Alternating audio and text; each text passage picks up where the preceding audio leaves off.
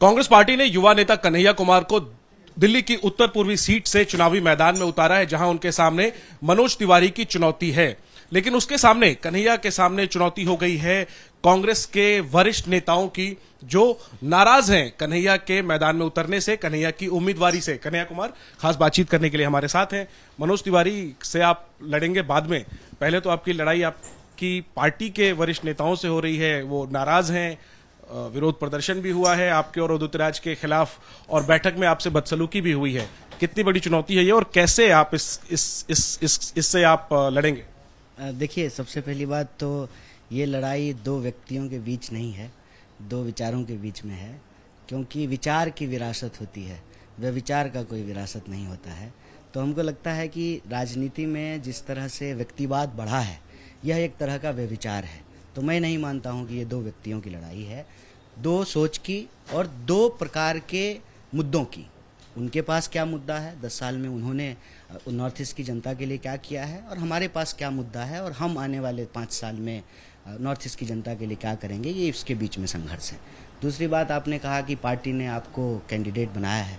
Party candidate बना दिया, जिसको कैंडिडेट बना दिया, जिसको सिंबल मिल जाएगा, वो जो है पार्टी का प्रत्याशी होता है। जहाँ तक नाराज़गी की बात है, मुझे इसकी कोई सूचना नहीं है। मुझसे आकर के किसी व्यक्ति ने जो है कोई नाराज़गी व्यक्त नहीं की है। अगर कोई नाराज़ हुआ होगा तो स्वाभाविक रूप से जो फोरम है, जो पार्टी के अंदर लोग हैं, जो लीडरशिप हैं, जो इंचार्ज हैं, जो प्रेसिडेंट हैं, उनके सामने हो सकता है कि उन्होंने किया हो। मेरे सामने किसी ने नाराज़गी व्यक्त नहीं की। और जो आप हमारे दूसरे प्रत्याशी के बारे में भी बता रहे हैं कि उदित राज जी के खिलाफ भी नाराज़गी है, तो कहा जा रहा है कि उदित राज हो या कन्हैया कुमार हो, ये दोनों बाहरी उम्मीदवार हैं दिल्ली में कांग्रेस। अच्छा, तो आप भी बिहार से हैं ना।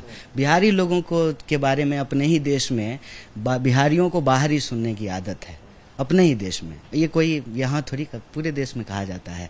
तो यही तो हम बदलना चाहते हैं देश की राजनीति में। हम चाहते हैं कि, और ये बात मैंने अक्सर कही है। आपको समर्थन मिल रहा है पार्टी में तमाम नेताओं का, कार्यकर्ताओं का, खासतौर पर उत्तर पूर्वी दिल्ली सीट पर, या मिलेगा आपको भरोसा? नहीं मिल रहा है। सारे लोग आए, सारे जो पूर्व विधायक हैं वो आए, सारे जो है पार्षद जो भी जीते हुए हैं वो आए, पूर्व पार्षद आए, सीनियर लीडर आए, एरिया के जो इन्फ्लुएंसर लोग आए। अभी जो है हमारी एक पहले इंटरनल बैठक हुई, उसके बाद जो है कल ऑफिशियल जो है प्रेस कॉन्फ्रेंस हुआ। 25 तारीख को जो है चुनाव कार्यालय का उद्घाटन है, कार्यकर्ताओं की बैठक। नाम लेकर पूछता हूँ, संदीप दीक्षित, वो चांदनी चौक से भी कोशिश कर रहे थे, वो उत्तर पूर्वी दिल्ली से भी उनका नाम चल रहा था, फाइनली कहीं से भी नहीं मिला, और बताया जाता है कि वो इतने नाराज हुए कि उन्होंने बैठक में आपके साथ बदसलूकी भी कर दी। नहीं, मेरे साथ बदसलूकी क्यों करेंगे वो? मैं जो है साधारण कार्यकर्ता हूँ, मेरे साथ क्यों बदसलूकी करेंगे? जहाँ तक नाराजगी की बात है, या तो नाराजगी वो आपको बताएंगे, लेकिन उन्होंने मेरे साथ नहीं व्यक्त की है। अगर कुछ होगा तो हो सकता है कि लीडरशिप को उन्होंने कहा है, जिसकी मुझे जानकारी नहीं। आपका नाम जब यहाँ पर आया तो सबको काफी ये क्यूरियोसिटी हुई कि क्या कन्हैया कुमार को आरजेडी ने फाइनली बिहार की पॉलिटिक्स से पैक करके दिल्ली भेज दिया है, कि बेगूसराय छोड़ के आप दिल्ली आ गए लड़ने? नहीं, देखिए, ये लोकसभा चुनाव है। लोकसभा चुनाव में कल भी मैंने पीसी में कहा था कि 547 सीटों पे चुनाव हो रहा है, और इसमें हम लोग जो है इंडिया का पार्ट है। जो इंडिया ब्लॉक है उसमें जो है आरजेडी उसका एक घटक दल है। तो आपस में कोई लड़ाई की तो बात ही नहीं है, एक ही गठबंधन के हम लोग हैं। अभी भी रांची की रैली हुई थी, वहाँ पे सारे दल के लोग थे, हमारे भी राष्ट्रीय अध्यक्ष थे, आरजेडी के भी लोग थे। ये जो कयास लगाई जाती है, जो कहते हैं ना राजनीतिक कयासबाजियाँ, उसमें ये सारी चीज़ें होती हैं। लेकिन राजनीतिक फैसले कि कोई व्यक्ति कहाँ राजनीति करेगा, ये व्यक्तिगत नहीं होता है। तो आगे आप दिल्ली की राजनीति करेंगे या बिहार की राजनीति करेंगे? देश की राजनीति करेंगे ना। दिल्ली और बिहार दोनों देश में ही है, और हम जो है देश के टैक्स पेयर्स के पैसे से पढ़े हैं। देश की सर्वश्रेष्ठ यूनिवर्सिटी से हमने PhD की है, डॉक्टरेट की उपाधि ली है।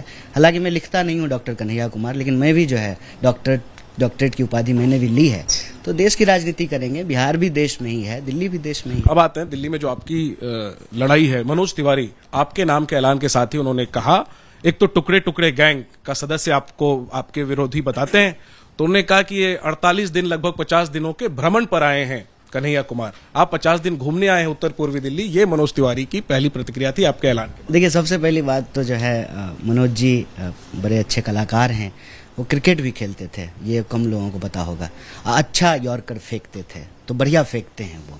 अच्छा बॉलिंग करते थे वो। रणजी भी खेले हुए हैं, तो मैं उनको जानता हूँ बहुत दिन से। और किसी भी बिहार के व्यक्ति के लिए जो कलाकार होते हैं, जो गाते हैं, लोगों का मनोरंजन करते हैं, वो बहुत अच्छा लगता है। हम लोग मतलब गाना सुनते हैं, खुश होते हैं, शादियों में, पार्टियों में, तो वो अच्छे व्यक्ति हैं, उनसे कोई व्यक्तिगत जो है ना मतभेद नहीं है। जहाँ तक दिल्ली आने का सवाल है, तो मनोज जी जब सांसदी का चुनाव लड़ रहे थे तो उसी क्षेत्र में जहाँ से वो सांसद हैं, हम रह करके यूपीएससी की तैयारी कर रहे थे। हम नेहरू विहार रहते थे, 2009 से नेहरू विहार रह रहे थे, और उसके बाद नेहरू विहार से ही जो है मतलब नॉर्थ ईस्ट दिल्ली से उसके बाद साउथ दिल्ली चले गए जब हमारा एडमिशन जेएनयू में हो गया। तो वो जब दूसरी पार्टी में थे, भाजपा में भी नहीं थे, दूसरी पार्टी से चुनाव लड़ रहे थे, तो हम तब से दिल्ली रह रहे हैं। और मैंने एक बिहारी दूसरे बिहारी को बाहरी क्यों कहेगा, इसका क्या मतलब है? मतलब वो भी उस तरह से तो जो है हम दोनों एक ही हैं। तो उनको भी जो है, एक बात बताइए कि मुजफ्फरपुर का आदमी हो कि भभुआ का आदमी हो कि दरभंगा का आदमी हो कि बेगूसराय का हो, बिहारी तो सब बिहारी है। और जो है बिहारी जब कहीं जाता है बिहार से बाहर, तो हर जगह उसको बाहरी कहा जाता है, चाहे वो दिल्ली हो कि मुंबई हो। आपको बाहरी नहीं कह रहे, वो कह रहे हैं कि आप बस घूमने आए हैं 50 दिन और उसके बाद फिर आप चले जाएंगे। अच्छा, तो वो खुद नहीं घूम रहे हैं वहाँ। मैं तो लोगों से बात किया, लोग बोला कि आते ही नहीं है, तो वो खुद जहाँ। कैसे लड़ेंगे आप कन्हैया मनोज तिवारी से? ठीक है, 2 बार के वो एमपी हैं, इतने बड़े सुपरस्टार भोजपुरी सिनेमा के हैं और एक जाना माना चेहरा है अब सियासत में, बीजेपी के एक बड़े चेहरे हैं। कैसे आप उनसे टक्कर लेंगे? कैसे उनको आप तीसरी बार जीतने से रोकेंगे? वो जनता रोकेगी ना सर। वहाँ जो 24 लाख वोटर हैं वो उसका फैसला करेंगे कि उनके बिहाफ पे पार्लियामेंट में कौन जाएगा। मनोज तिवारी को ही अगर वो भेजना चाहते हैं तो वो जाएंगे।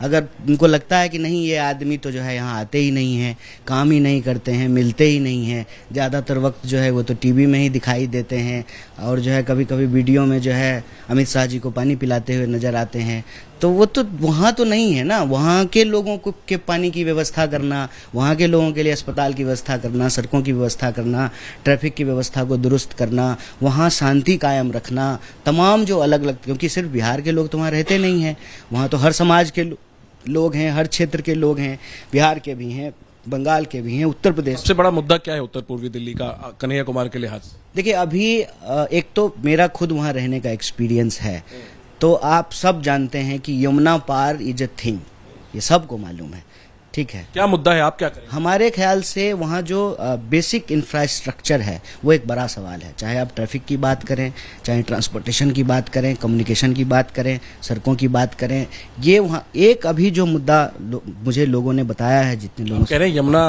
पार का इलाका विकास में पिछड़ा हुआ है।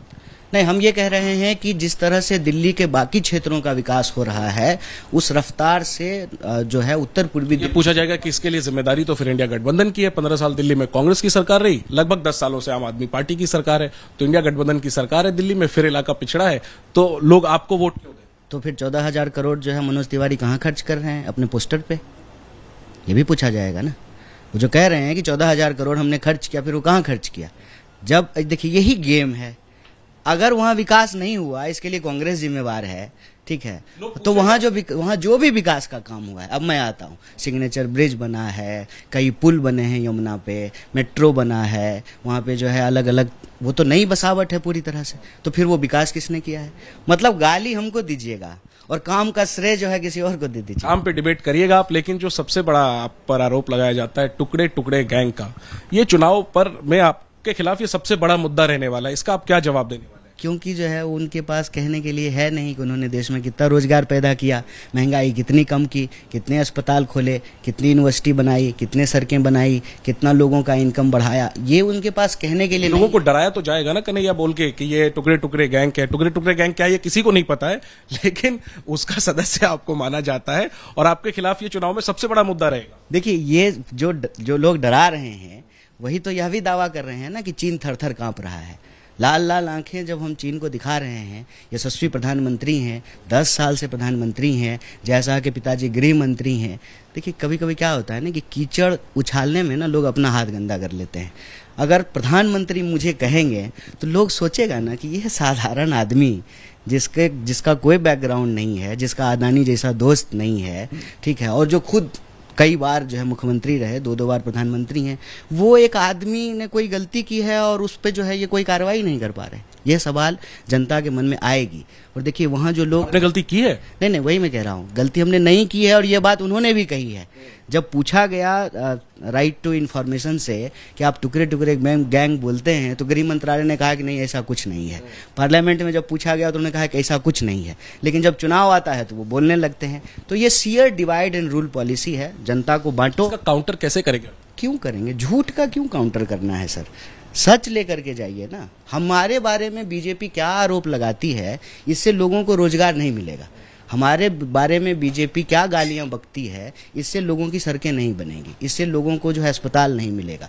तो वो झूठ बोलेंगे, अगर हम उनके झूठ पर सफाई देने लगेंगे तो ये वक्त की बर्बादी है। सिंपल एक लाइन पूछना चाहिए। जब मनोज जी कह रहे हैं कि टुकड़े टुकड़े गैंग, इसका मतलब कह रहे हैं कि जैसा कि पिताजी जो है बिना काम के हैं, कोई काम नहीं कर रहे हैं। जिनको वो नेता मानते हैं, जिनको वो यशस्वी प्रधानमंत्री कहते हैं, उनके जो है कार्य क्षमता पे वो सवाल उठा रहे हैं। 10 साल से उनकी सरकार है ना, पुलिस उनके अंडर में है, इन्वेस्टिगेशन उनके अंडर में है, और जिससे चाइना थर थर कांपता हो, उससे जो है बिहार का एक साधारण नौजवान, साधारण लड़का जिसका कुछ नहीं है, 2 चीफ मिनिस्टर को पकड़ करके जेल में डाल दिए हैं और हमको जो है बाहर छोड़ दिए हैं कि रोज हमसे पूछो कि 15 लाख कहाँ है, 2 करोड़ नौकरी कहाँ है। इस बात में कोई सच्चाई नहीं है, और जब सच्चाई नहीं होना तो झूठ पर सफाई नहीं देनी चाहिए। ठीक है, करिया 2 सवाल आखिरी में है। जो सबसे बड़ा डिबेट का टॉपिक फिलहाल चल रहा है, प्रधानमंत्री ने कांग्रेस पर आरोप लगाया है कि कांग्रेस पार्टी के मैनिफेस्टो में है, हालांकि ये बात निराधार है, तथ्य नहीं है इसमें, लेकिन प्रधानमंत्री कह रहे हैं, इसलिए मैं आपसे सवाल पूछ रहा हूं। प्रधानमंत्री कह रहे हैं कि कांग्रेस ने अपने मैनिफेस्टो में ये लिखा है कि उसकी सरकार बनी तो वो संपत्तियों को जब्त कर लेगी, बांट देगी, और इशारा मुस्लिमों की तरफ किया प्रधानमंत्री ने कि मुस्लिमों में बांट दिया जाएगा। कांग्रेस ने अपने मैनिफेस्टो में यह वादा किया। क्या आप जवाब दें? देखिए, आपने बड़ी ईमानदारी से कह दिया कि प्रधानमंत्री जी के आरोप जो है वो निराधार है, झूठ है, ये आपने कह दिया। आपने जब ये बात कह दिया तो मैं आपसे सबसे पहले यही आग्रह करूंगा कि प्रधानमंत्री के कहे हुए झूठ को ना बार बार सवाल के तौर पे पूछ करके दोहराइए मत, क्योंकि वो बोलते ही इसलिए हैं ताकि दिन भर जो है ना एक झूठ पर चर्चा होती रहे, सच्चाई पर बात नहीं हो। सच्चाई ये है कि इस देश में ऐतिहासिक रूप से सबसे ज्यादा बेरोजगारी है, और ऐसा नहीं कि पढ़े लिखे लोग नहीं हैं, इंजीनियर बने हुए हैं, MBA किए हुए हैं, उनको रोजगार नहीं मिल रहा है। दिन ब दिन अगर हम मीडिया की ही बात कर लें, छटनी हो रही है, लोगों को नौकरियों से निकाला जा रहा है। पूरा का पूरा हमारे जैसे लोगों का, हमारी पीढ़ी का EMI पे चल रहा है सर, घर EMI पे है। प्रधानमंत्री कह रहे हैं कि कांग्रेस की नजर महिलाओं के मंगलसूत्र पे है। फिर कांग्रेस प्रधानमंत्री ये क्यों नहीं कह रहे हैं कि उनकी नजर किस पर है, किस चीज पर उनकी नजर है? वो उनकी नज़र क्या इस देश की महंगाई रोकने पर है? उनकी नज़र क्या इस देश की बेरोजगारी को रोकने पर है? उनकी नज़र क्या इस देश के अंदर जो आर्थिक असमानता बढ़ रही है उस पर है? इस देश के लोगों की जो समस्याएं हैं उसका निराकरण करने के लिए प्रधानमंत्री जी क्या देख रहे हैं, क्या सोच रहे हैं?